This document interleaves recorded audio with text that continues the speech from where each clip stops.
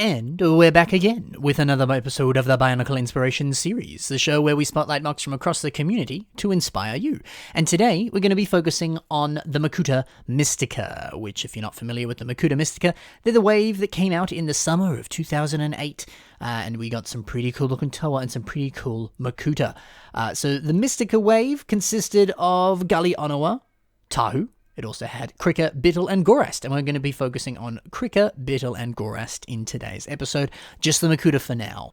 I said it in the last one, I may as well say it now. If you're curious, Mistika means spirits of the mist in the Matoran language. So that's what that means, if you were curious.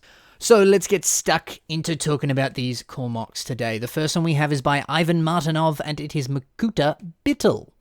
So Bitil was cool. I did enjoy a good Bitil, and there was such a beautiful kind of bug-like aesthetic to him, and I think that's been really effectively carried across here on this awesome revamp. So first off, I love the inclusion of this like stickered element here on sort of like the mouth area of this custom head design here. It's awesome. It's super cool. There's something about it that looks so, like, it looks almost mechanical, but it also looks like teeth that you would see on a bug of sorts, or the closest thing to teeth, you know, some sort of pincers or something. It just looks cool. It looks really, really interesting.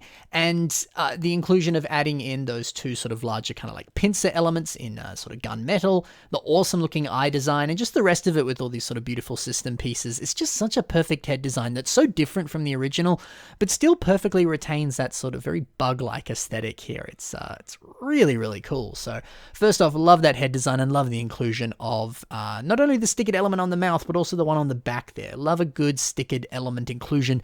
Always really, really nice. And I think it always can really sell a MOC. So hey, if you've just finished a MOC and you've got some old stickers lying around from different sets, whether they're system or Bionicle, see if those stickers will work on the MOC, because sometimes it can just be that nice little finishing touch that really sells it. So something to consider. I also love the inclusion of some of these prefab limb elements here on the arms and the legs, adding them in with these sort of like shin guard pieces that have been used on the lower legs there, and also adding them in with a bunch of other sort of system elements and stuff. I don't know, there's something about it that looks so bug-like with it. It's perfect. Just the way it sort of like flares out to the sides, kind of looks like that real kind of like, you know, crunchy kind of bug-like armor of sorts. I don't know, there's just that inclusion of that piece. It really sells it. It really sells this MOC to me. It's really, really cool. The wing design's interesting. I don't know if those pieces are legitimate. Later in this episode, we'll see some very similar pieces that I know are legitimate from an Ant-Man set, but those look different to me, so don't think those are official pieces. I might be wrong. Please correct me if I'm wrong. But don't think they're official, but hey, they get the job done. So if you've got any of that kind of like plastic or sort of other kind of like cloth elements and stuff, might work well for a very sort of like bug-looking kind of wing design there, which we can see here, whether it's custom or not, really. So something to play around with, that's for sure. Two other things I like on this MOC is the sort of like weapons in the hands. You know, the original set just sort of had those weapon pieces that just sort of, they just kind of hung off like they were just sort of longer kind of claws on the hand in that sense. But I like here that there's sort of separate weapons that kind of come out of the wrists of sorts, and that on the other hand too, he has the more specific, what almost looks like a flamethrower here, but is more likely the ghost blasters, I think they were called, that the original set had, but just sort of modified and changed up a little bit there. It looks super cool. So really, really like that. And I also like that on his chest, he has another set of hands, but these ones are really, really tiny and small, like a T-Rex. It's kind of adorable, but also seems quite fitting for that of a bug, for him to have sort of multiple sets of arms. I really do like that. So very, very cool take on Bitil. Very different, but still very similar. And sort of taking all the essence of Bitil, but really changing him in a really fun way. So super, super cool. Let's move over to the next MOC. This is by Sarcasmus, and this is Makuta Krika. So very, very different to the original Krika. The original Krika had these weird, like milky, marbled, like white and red, interesting kind of clawed pieces, and this sort of crazy design where he didn't really have like hands or feet. He just sort of walked around on very large kind of like blades that came out of his limbs. Really cool design, really fitting, but very different at the same time. So I like the fact that he's completely abandoned that idea and given this Krika revamp a more sort of humanoid look. And to me, it actually works really well, especially like in this image here. It kind of reminds me of like Varys from Game of Thrones, you know, a character that's very sort of constantly getting information and is very powerful because of what they know and the way they use their words, you know? They're sort of more like rich noblemen of sorts, probably very wealthy, very smart, very just cunning, you know? So I like that take on a Makuta. They don't have any sort of like glorified weapons. They're not some dude with heaps of spikes all over their body. They're not towering and menacing and evil and sinister. They know their way with words. They're a sort of more smarter businessman of sorts. And so I like the way that he sort of wears his coat and just, you know, the way he looks. He seems like a very different take on a Makuta, and one that I think works well. He's a dude in a suit or a dude in sort of, you know, rich attire, that sort of thing. He's clever. I like that. So it's a really cool take on a Makuta there. I really like the mask design here, using the Stars armor piece that specifically came on the Takanuva Stars set, but came in a few different colors across the different final wave of original Bionicle there. So it's a cool piece and a really cool head design as well. I like the little eyes sort of poking through there in red, very fitting. So unique head design, that's for sure. Speaking of like masks and heads and things, I like the torso using the Frost Beast headpiece there. That works quite well. There's some sort of like sharper, more sort of like curved but spiky angles to it, which I think works perfectly for that of a Makuta, because I know that's the kind of aesthetic you probably want to go for if you're building a Makuta, more sort of, you know, angled, sharp and sinister looking kind of textures and shapes and things. And I think the look of that mask perfectly complements that and works really well for a torso as well. So just a solid, good piece use there, that's for sure. This custom cloak is really cool. The fact that it's sort of white on one side and black on the other and kind of has that like white stripe when you're sort of looking at it from the front there. Really cool. You know, obviously it's custom and, you know, that might not float some people's boats, but I think it works really well specifically on this mock here. And if you check the links in the description, you can see the rest of the stuff that this guy's built. He does have a version that I believe used the Captain Phasma cape instead, but he more recently updated it with this. So go and check that out if you want to see a sort of more, purist version of this mock here that doesn't use any custom elements and things like that, because both versions look pretty cool in my book, so I like it a lot. But yeah, this is just a really solid take on Krika. Really, really different, but really, really cool, and I love the concepts he's playing with here. Very nice. On to the next mock. This is Gorast, and this is by Vladik Gadget. Yep. So this, a Gorast Makuta of the Krom Peninsula is what this one is specifically called. So what I like about this is it's still leaning into that bug aesthetic, which is, you know, very fitting for all of these characters. They all very, at least the original source material, all very heavily lent into that. But it's doing it in a very different way. This is a more sort of like humanoid take on Gorast here. But the legs and the arms, also the legs, have that really interesting aesthetic that you often see on bugs, where the sort of lower limb really, really thins out there, and can almost sort of be a little bit like hairy or spiky of sorts, which you can kind of see there with the like minifigure hands on the back there, which is it's just cool. So I don't know, I really like the choice of doing that, sort of thinning out the lower legs there. And you could do the same with the lower arms as well. Doesn't really do it on this mock here, but kind of sort of. So yeah, maybe an aesthetic you could consider if you're building something that's a little bit more bug inspired. Doing something like that works well.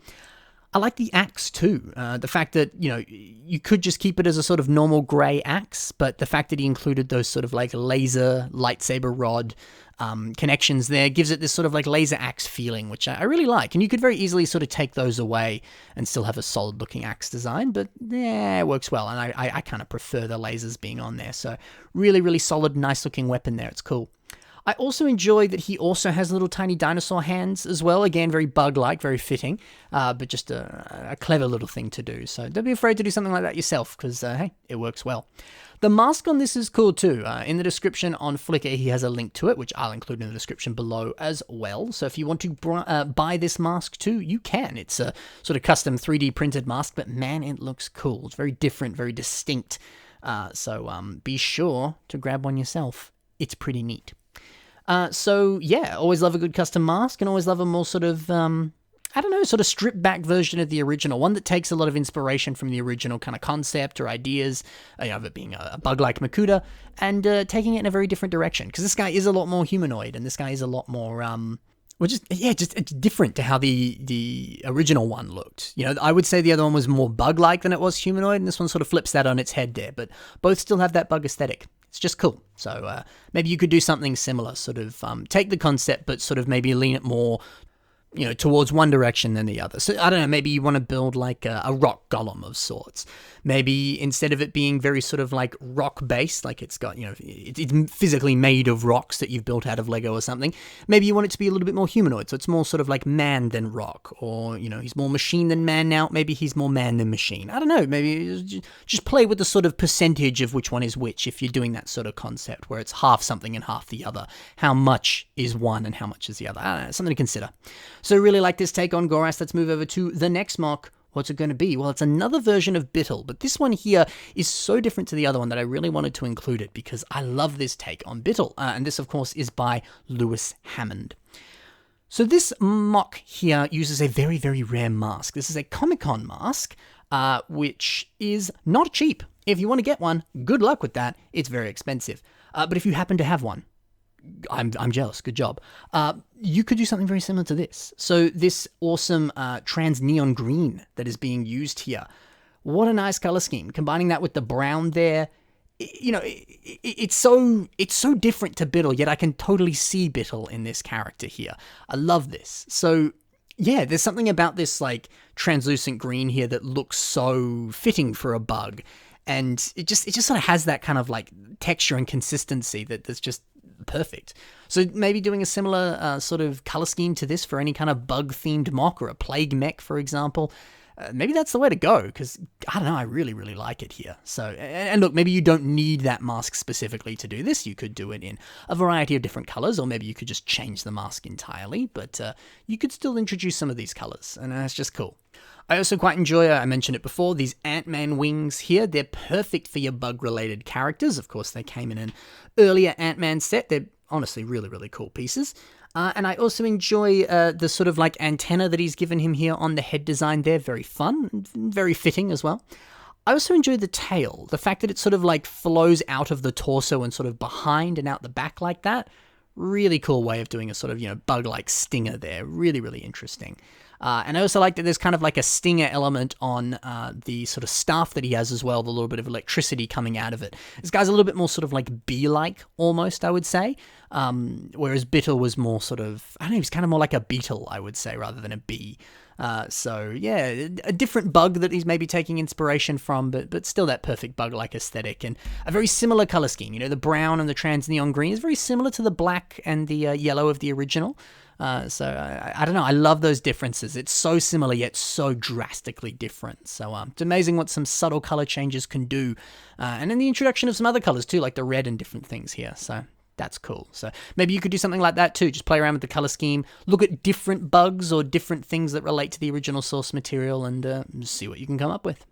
So I love this, and I love all these different mocks today. I hope you very much enjoyed in this slightly shorter episode of the Bionicle Inspiration Series this week. If you, again, I said before, if you want to see some of the other things that these builders have done, be sure to check the links in the description. All of them are very talented builders, and they've built a whole bunch of other stuff. So be sure to check it out, follow them, give their mocks a like, comment on them, let them know your thoughts, all that sort of stuff. It's very, very good to do so, and I'm sure they would enjoy it if you did, and I'd enjoy it if you did it for them as well. In the description as well as links to my own social media, so if you want to see some of the posts that I'm posting over there, I'm Ben Cossy on basically all forms of social media, so you can check me out there. Also in the description is the submission email. So if you'd like to submit your mock to the show, you can do so by sending me an email to bissubmission@hotmail.com. It's in the description as well if you want to copy and paste it. That's probably the best way to do it so you don't accidentally do a spelling mistake or anything like that. Plain, simple, and easy. And also I did recently post a guide of how to post as well, which answers some of your frequently asked questions and different things, so be sure to check that out as well. Might answer some of your questions. Also, for the final few plugs, I have a Patreon, so if you're interested in some bonus content like weekly podcasts, Q&A videos, behind-the-scenes info and images, as well as access to my private Discord server where you can chat with me and other fans, please consider joining my Patreon for as little as $1 a month and you'll have access to that. Additionally as well, if you're interested in sending anything my way, I do now have a PO Box, so if that's something that you're interested in doing, you can send it to PO Box 1 297, Canning Bridge, Applecross, WA 6153, Australia. You're under no obligation to send me anything, but I did have some people asking me to open that up, so if you are interested, that is the way that you can do so, but again, no obligation to do so, only if you want to. Thank you very, very much for listening. I hope you enjoyed, and hopefully you were inspired to build something cool. Thank you very much for watching, happy building, and bye for now.